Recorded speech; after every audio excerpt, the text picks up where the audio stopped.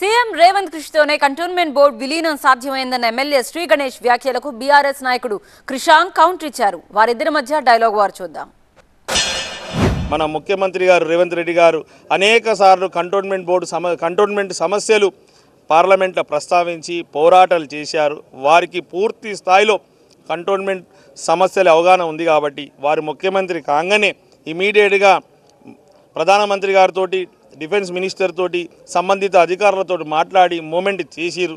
మొన్న మార్చిలో కూడా ఒక లెటర్ ఇవ్వడం, ప్రధానమంత్రి గారితో కలవడం తోటి ఇవన్నీ సాధ్యమైంది. వీరు ముఖ్యమంత్రి అయినాక మళ్ళీ ఫైల్ని ముందంజకు తీసుకుపోయి వాళ్ళ మీద ఒత్తిడి తీసుకొచ్చినందుకు ఇక్కడ దాకా సాధ్యమైందంటే అది కేవలం గౌరవ ముఖ్యమంత్రి రేవంత్ రెడ్డి గారితో సాధ్యమైనందుకు మా కంటోన్మెంట్ ప్రజల తరఫున వారికి నా తరఫున హృదయపూర్వకంగా ధన్యవాదాలు తెలుపుతున్నాను.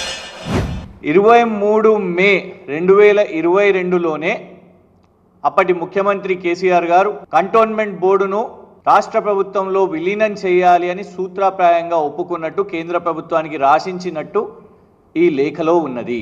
కానీ రేవంత్ రెడ్డి గారు కాంగ్రెస్ ఖాతాలోకి వేసుకుంటున్నది. పాలాభిషేకాలు మొత్తం మేమే చేసుకుని వచ్చినాం.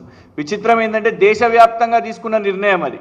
దేశవ్యాప్తంగా మొన్న 28 జూన్ నాడు కేంద్ర ప్రభుత్వం అన్ని కంటోన్మెంట్ బోర్డ్స్ను విలీనం చేయాలి అనేది వాళ్ళు తీసుకున్న ఆలోచన. స్వర్గీయులు సుష్మా స్వరాజ్ గారి నుంచి మొదలు పెట్టుకుంటే స్వర్గీయులు మనోహర్ పారేకర్ గారు, ఆ తర్వాత అరుణ్ జైట్లీ గారు, నిర్మలా సీతారామన్ గారిని కూడా కలిసి, రాజ్నాథ్ సింగ్ గారిని కూడా కలిసి ఎన్నోసార్లు మరి రక్షణ శాఖ భూములు విలీనం వీటన్నిటి విషయం మీద కూడా కేటీఆర్ గారు దశాబ్ది మొత్తం కూడా పోరాటం చేసి ఆ తర్వాత ఆ కమిటీలో కూడా భాగస్వాములు అయ్యి మొత్తం ఇయర్ మార్కింగ్ చేసి ఎన్ని భూములు ఉన్నాయి, ఎంత రాష్ట్ర ప్రభుత్వానికి కేటాయించాలి అనే స్పెషల్ తీర్మానం దాంట్లో రేవంత్ రెడ్డి గారు అసలు పాల్గొనకపోతే ఇప్పుడు పాలాభిషేకాలు చేసుకుంటే ఏం లాభం, క్రెడిట్లు కొడితే ఏం లాభం?